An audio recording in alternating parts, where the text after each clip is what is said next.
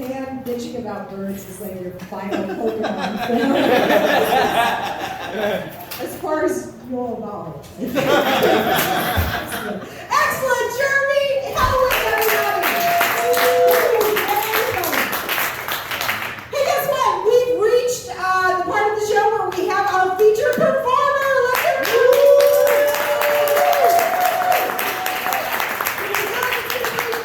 You can catch her next at Apotheosis on June 17th. She is very, very funny. She is absolutely wonderful. You're going to love Angie Hepburn.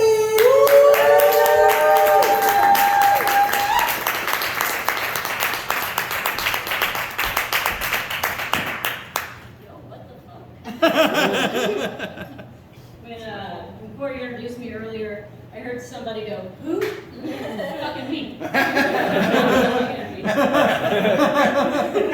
So I'll start you guys out with a few old jokes, and then we're gonna work into new shit that I haven't tried out on anybody. So, yay!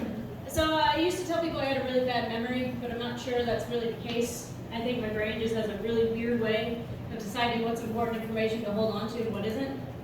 I'll give you an example. I love my mother, I love her very much, but for whatever reason I can't remember how old she is.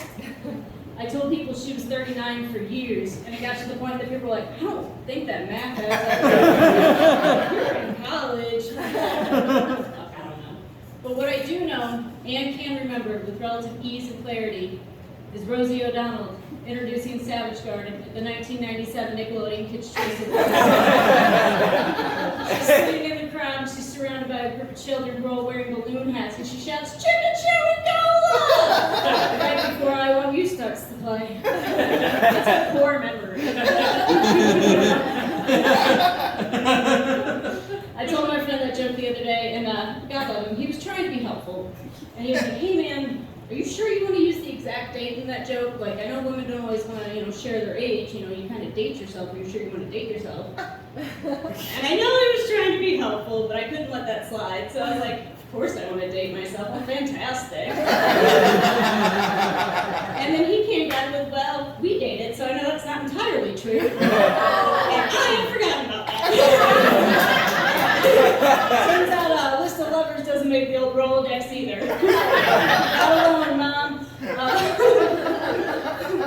But I've been single for a little while. I think my friends are starting to notice. I went to Target with my friend the other day, and she told me I looked single, so I just left her. You don't have to put up with that negativity if you drive. But speaking of being single, I always thought it'd be really funny to go to a Beyonce concert, and when she gets that part, Single Ladies, where she's like, "And put your hands up." She just cuts the music and is like, "This is a robbery." I wouldn't know what the fuck to do. Like, what you mean this is a robbery? These tickets were a robbery. Beyonce's just on stage like, "I wanna sing another note until I get my money." And then ushers would emerge from the back and start passing out off her plates church style. But don't get me wrong, I love Beyonce. I think she has great style. I do not. On any given day, I look like I'm about to knock over a liquor store for its scratchers and as many cans of wine as I can shove into the But I think the universe is trying to tell me I need to update my style because I got a package in the mail the other day. Now, I was excited. I had been texting with a friend of mine about a specific Golden Girls shirt, so I was like, oh man, he sent it to me, I was super excited about it, so I just ripped the package open. And to my surprise, not only was not the Golden Girls shirt, it actually wasn't even addressed to me. It had my address, but not my name. So I was like, oh, maybe he's just being goofy. It turned out it was a sassy pair of pleather booty shorts with the little clasp that comes around your thigh that I would absolutely get my thigh fat caught in. So I was like, well, I can't do anything with these, so I just wrapped them up, sent a little note. I was like, oh, sorry, I opened the package, and put it back outside. So I didn't know what else to do with it. And then I went to work the next day, didn't think anything of it, and when I came home, not only was that package still there were 2 more packages. And they were bigger. So I was like, oh my god, I fucking know what's in these. But I did it. I did the responsible thing. I tried to find them on Facebook, I tried to Google their name, I did all that. Nothing. And they never came to get those packages. So I was like, fuck it, I'm opening these. And when I did, multiple packages of lingerie just came I didn't open it like a normal person. I just ripped that motherfucker open. Oh my god, what am I gonna do with this shit? But there were some pretty items. Like there was one that would have made me look like Belle from Beauty and the Beast. There was one that was like a bright neon yellow in case they were worried about getting lost. With these, I thought they were compression socks. They were like sleeves. Like I couldn't keep for circulation. I thought it was fucking no. And then one with a little bow tie. But my favorite one was this fishnet shirt that had a yellow warning X across the tits. And I was like, oh, I have to keep this. And I didn't know, like I said, all of this stuff looked very, very small. I was like, there's no way I'm going to be able to fit in it. So a couple days pass, my friend comes over and I'm showing her all my goodies. Like, not these goodies, but like, package. And she's like, dude, you have to try that on. I was like, no, man, I feel like that crosses a line. Like, no, it's bad enough I open this stuff, I don't want to try it on. And then she left. And curiosity got the best. When I put it on, I just immediately started laughing because I looked like the reference picture I have for Prince in my head. And it's Prince roller skating in a fishnet shirt and a backpack. Now, if you are not familiar with that picture, please go ahead and pull your phones out and Google it. I'll wait. I'm so sorry. Yeah, and if that is your reference picture, do you also like the 1997 Nickelodeon Kids' Choice Awards? Have any strong feelings on Savage about it? Did everybody find the pic? Oh my god. Yeah, I look just like that. And I feel like you guys don't believe me. Patty, my dear, could you go dance, please?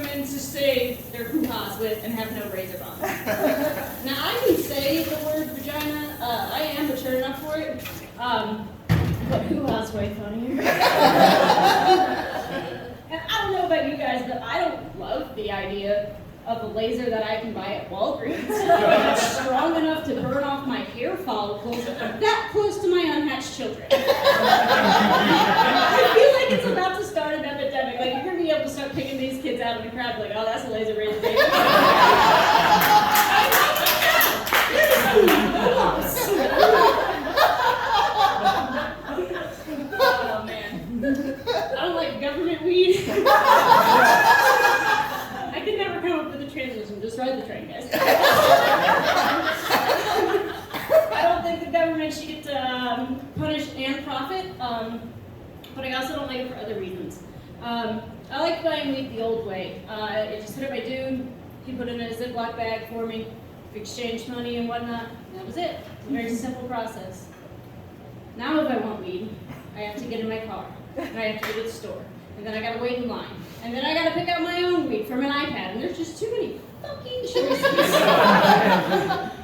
But then, somebody's gotta go get my weed, and then they gotta put a label on my weed, because God forbid your weed shouldn't have this nutritional factor. I don't give a fuck how much THC it is. I don't give a shit what the percentages of the CBD is. Is it gonna get me high? Yeah? Give me that one. But it doesn't end there, because now I gotta pay for it. And then they tax me. And then they gotta put it in a little discreet bag, as if somebody's not gonna know what I just bought when I'm out of the dispensary. I go to the food, I buy food store. I go to the weed store, I buy weed. It's the same fucking concept. But then, I still have to drive home, and then the government has the audacity to put my weed in a container that I can't fucking open. So, I have got to cut my weed open, and guess where that weed ends up? A fucking Ziploc! Who has Ziplocs? Alright, that's all I got.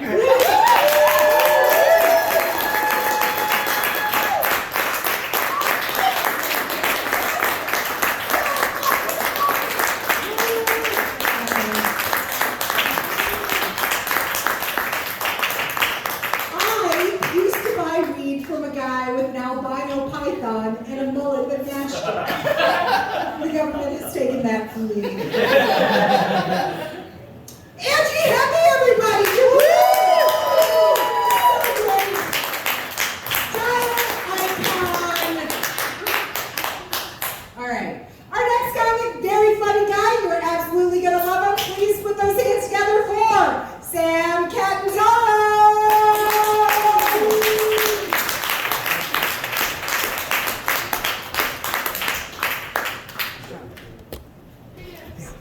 Oh, I gotta find a stripping act.